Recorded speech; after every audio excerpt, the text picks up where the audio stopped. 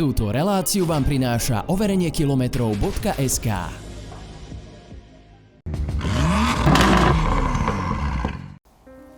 Dnes video nezačnem štýlom vítajte pri ďalšom videu. Nastal totižto taký jeden dosť veľký prúser. Našu Octaviu RS, ktorá je v súťaži, ukradli. Asi takto nejako by som začal vetu vo videu, keby nám ju naozaj ukradli. Takže ona je ešte stále tu, sorry, ale musel som spraviť aj takýto šokantný vstup, pretože tie veci sa stále dejú. Octavie sa kradnú sa aj iné autá. A ja som preto vo firme X-Marton. Tuto je vedľa nás pán riaditeľ, ktorý nám povie vlastne, že čo všetko do auta budeme montovať. Dobrý deň. Kľudne pozdraviť divákov. Rád by som vám predstavil zabezpečovací systém X-Marton slovensko-českej produkcie, ktorý vám spoľahlivo ochráni vaše vozidlo akékoľvek značky. Náš systém je na trhu od roku 2015.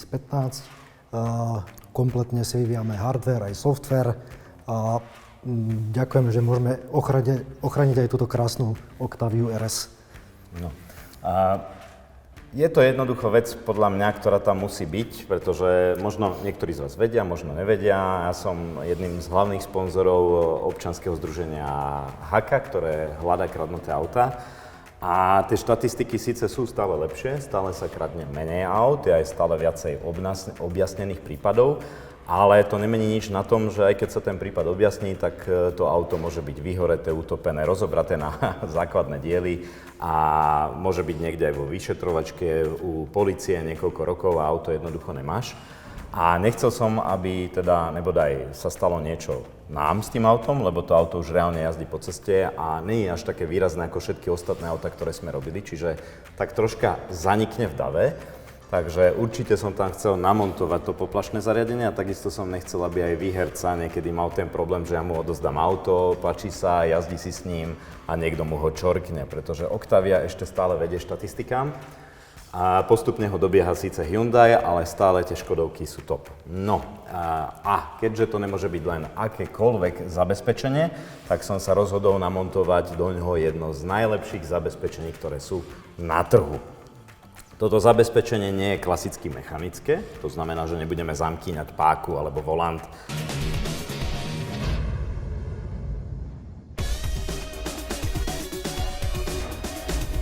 Alebo zadné ľavé koliesko na ozubenom neviem čoho, ale je to čisto elektronická vec, ktorú nám vlastne tuto vysvetlí, že ako to všetko funguje. Takže máme aplikáciu, s ktorou vieme robiť čo.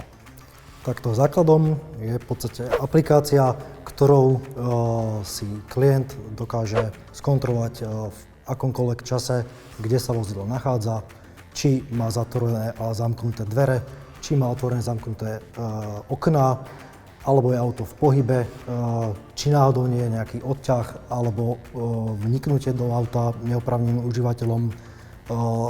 Tento systém je nezávislý na signále GSM a GPS, žije si vlastným životom aj mimo pokrytia týchto signálov, či vlastne je odolný voči rušičkám, dokážete auto na diaľku zablokovať, máte k dispozícii softwarový imobilizér, zabezpečenie aplikáciou, ktoré keď si zapnete, auto nie je možné naštartovať bez identifikácie užívateľa mobilným telefónom. To znamená, že keď aj ja by som prišiel s kľúčom a otvoril si ho, tak ho nenaštartujem. Že? Nenaštartujete ho vôbec. Až keď to v tej aplikácii odkliknem. Áno, áno. Čiže v podstate štart nebude povolený, pokiaľ sa ten užívateľ neprihlási. Razíme cestu jednoduchého, bezobslužného systému, aby som v podstate nemusel nosiť jednak ani kľúč od vozidla, je taká modernejšia funkcia, aby som nemusel nosiť nejaké iné mechanické prvky, ktoré by som mohol stratiť. A plus viem aj jednoduchým spôsobom nazdieľať digitálne kľúče od tohto auta. Hej? Alebo na diaľku ho zablokovať, ako som spomínal. Áno. To znamená, že čisto teoreticky môžem ja cez tú aplikáciu dať prístup, napríklad ja som niekde preč v práci a môžem dať žene prístup, aby si odomkla auto, dokonca ho naštartovala, s ním odišla, hej? Áno, presne tak. Vozidlo dokážete na diaľku kdekoľvek v Európskej únii odomknúť. Môžete sa rozhodnúť, či povolíte alebo nepovolíte štart. Keď ho povolíte, je možné s vozidlom odísť a fungovať, pokiaľ tento jednorazový prístup neukončíte zamknutím vozidla na diaľku, alebo vo webovom rozhraní pridáte užívateľov, ktorých uznáte za vhodné a tí môžu mať na rôznych úrovniach oprávnenia k vašemu vozidlu alebo k viacerým vozidlám. Áno. Je to tzv. Digitálny kľúč. Áno, to znamená, že keď sa mi vybije mobil, tak ešte stále sa môžem cez internetovú stránku prihlásiť a svoje vozidlo si kvázi odblokovať. Môžete osloviť užívateľa, ktorého máte vlastne k danému autu priradeného, alebo v podstate v prípade vypitia toho telefónu je to ako strata kľúča, avšak je to riešiteľné jednoduchým spôsobom. Musíte si zohnať telefón, do ktorého sa prihlásite vašimi údajmi, stiahnete si aplikáciu do tohto telefónu a môžete si to auto odomknúť a sfunkčniť. Chápem. Dobre, tak som zvedavý teda na inštaláciu samotného zariadenia. Určite to bude nejaká takáto obrovská krabica, ktorá v kufri zabere polku priestoru? Nie je to tak. Je to drobné telematické zariadenie, ktoré mám nainštalované do vozidla. S tým, že v podstate toto zariadenie vás dokáže upozorniť na akékoľvek aktivity. Viete ho ovládať cez GSM alebo zároveň cez Bluetooth v miestach, kde nie je pokrytie signálom GSM. Čiže v podstate môžete v tomto prípade naozaj nechať kľúč od vozidla doma a použiť iba telefón kdekoľvek. Kľúče už vôbec nepotrebujem, už mám vždycky len aplikáciu a s ňou si vozidlo otvorím. Takisto vidím informácie o stave batérie, teplota vonkajšia, vnútorná a tak ďalej a môžem si ho vlastne na diaľku naštartovať. A tým pádom sa mi môže dokonca teda vychladiť, lebo však mám nastavenú klimatizáciu na 23 stupňov a kým prídem k autu, tak už je vychladené. Áno, táto funkcionalita je obľúbená popri samozrejme tomu zabezpečení proti krádeži, je obľúbená či už v zime alebo v lete, lebo dokážete si v lete auto vyklimatizovať, v zime zase vyhriať. Super, dobre, tak sa pustíme do inštalácie. Samozrejme, niektoré veci vám neukážeme, lebo nechceme, aby zlodeji vedeli kde, čo a ako, takže zasa troška aj toho tajného tam musí byť. No a uvidíme teda, že ako to všetko funguje.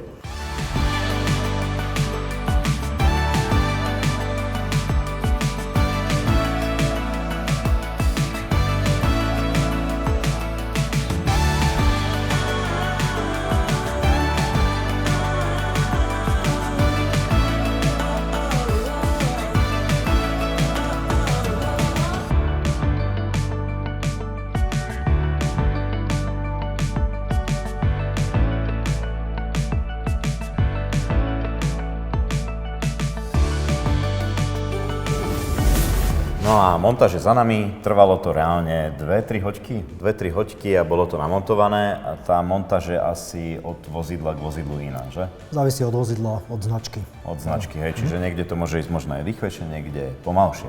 Každopádne ja tu už mám nainštalovanú aplikáciu a teraz akože si ju prvýkrát otvorím a mám tu nejaké základné ovládacie centrum, kde vlastne vidím, že pozor, okná, už nie sú otvorené, už sa nám to aktualizovalo. Vidím tu teda dojazd 738 km, vidím, že baterka má 12,9 V a podobne, takisto teplotu a všetky tieto veci. Takisto mi tu ešte ukáže aj stav tachometra, počet litrov, koľko tam mám dokonca, takže akože takisto aj pri tej baterke, napätie a dokonca aj tuto máme teplotu. No a čo je najlepšie na tomto aute, teraz ho máme odomknuté, ja ho môžem teda s tou aplikáciou zamknúť, môžem naštartovať, môžem robiť kopu iných vecí, že? Takže vyskúšame ho naštartovať? Môžeme. Dobre, takže to spravím vlastne tak, že idem do ovládacieho centra, kde tu mám všetky teda tieto možnosti, ktoré sú a dáme naštartovať. Ste si istí, že vaše auto stojí voľno? Áno. A dáme naštartovať. A snaď by sa nám to mohlo Ešte musím mať zamknuté auto. Musím mať za to zamknuté auto? Aha, OK, dobre, tak to som nevedel. Zasa nejaká nová funkcionalita. Príkaz bol odoslaný, čiže do pár sekúnd by sa nám malo vozidlo zamknúť, že? Do nejakých 10 sekúnd. Teraz sa tam spustil ešte vzdialený štart, hej, že vlastne ono to bude teraz zamknuté. Musíte dať zamknúť. Čakajte.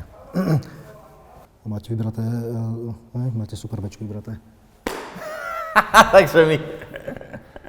Každopádne je tu aj ďalšia funkcionalita, že v aplikácii môžem mať viaceré vozidlá a ja teraz svojej neskutočnej múdrosti som tu štartoval vonku Superb, takže poďme teda na našu Octaviu a snaď teda zamkneme, dáme, že zamknúť a v tomto momente sa nám zamkýňa vozidlo.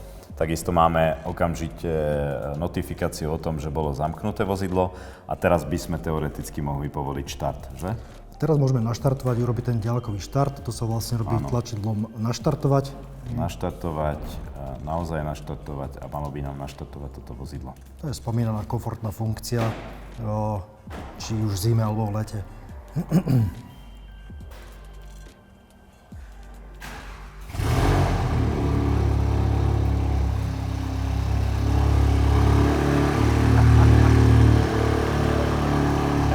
Dáme vypnúť, môžeme len v aute. Môžete dať prehľad, teplota, vypnúť motor.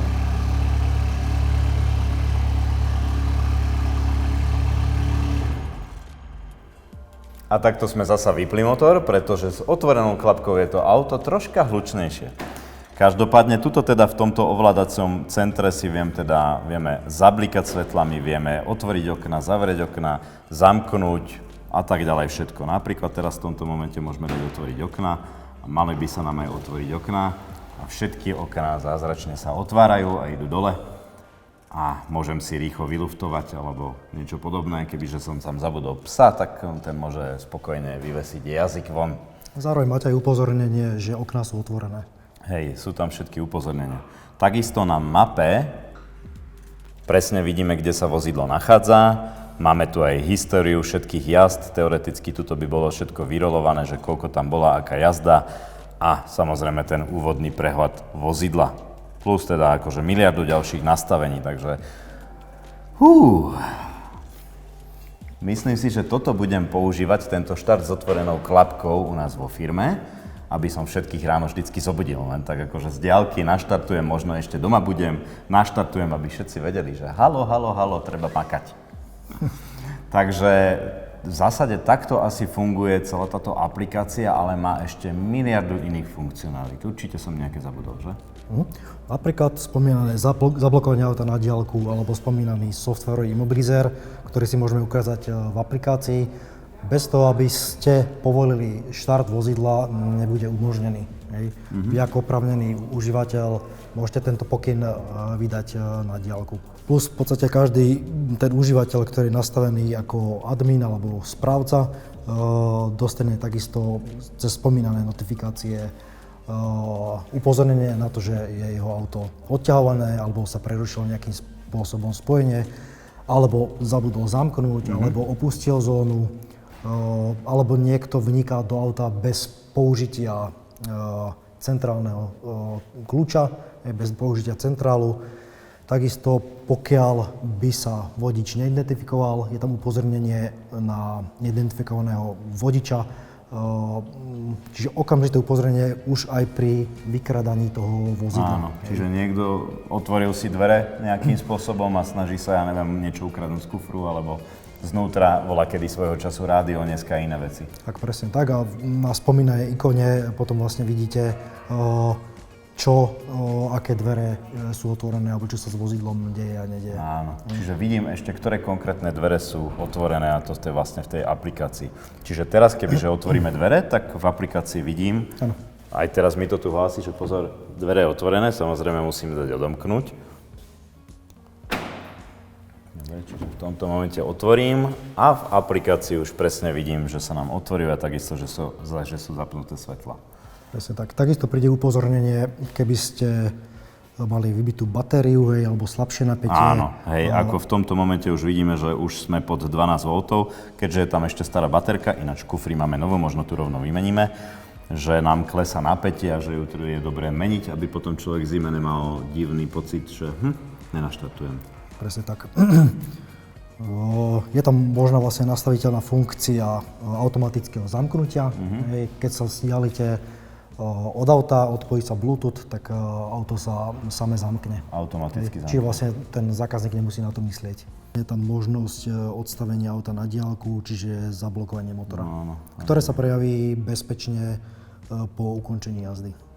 Upozornenia. Môžem si teda zapnúť všetky upozornenia, pokus o naštartovanie, Neidentifikovaný vodič. a tak ďalej. Čiže všetky tieto upozornenia teoreticky je dobre si zapnúť, hej? Áno. Vniknutie do auta, neautorizované otvorenie. Neautorizované otvorenie vám bude v podstate hlásiť každé otvorenie dverí bez identifikácie užívateľa. Tak, a teraz keď dáte odomknúť, dáte zrušiť, tak teraz keď sadnete do auta, ale ešte teoreticky nezmyslo to povolenie, lebo to trvá niekedy 1-2 minúty. Hej, tak Teraz by nemalo naštartovať, hej? A teraz nenaštartuje. tak. No to je dobré. Lebo ste si nedali povoliť štart, Áno, hej, tým pádom to nenaštartuje. áno. Čiže teraz v aplikácii, keď dám Keď dáte povoliť štart, tak v podstate to naštartuje. Čiže vo ovládacom centre povoliť štart. Áno. Povoliť štart, povoliť. Príkaz bol úspešne odoslaný. Štart povolený. Takže teoreticky by to Musíme mohlo chvíľku ísť. počkať.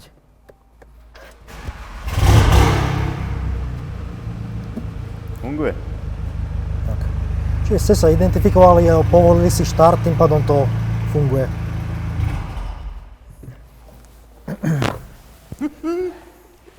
Vynikajúce. Čo chce človek viacej?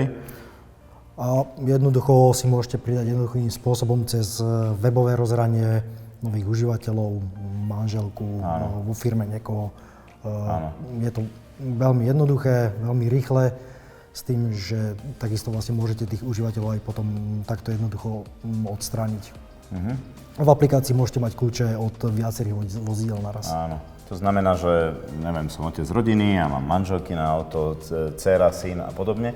A vlastne tým pádom aj vidím, kde sa nachádzajú, že? Áno, viete skontrolovať polohu toho vozidla, áno. Presne tak.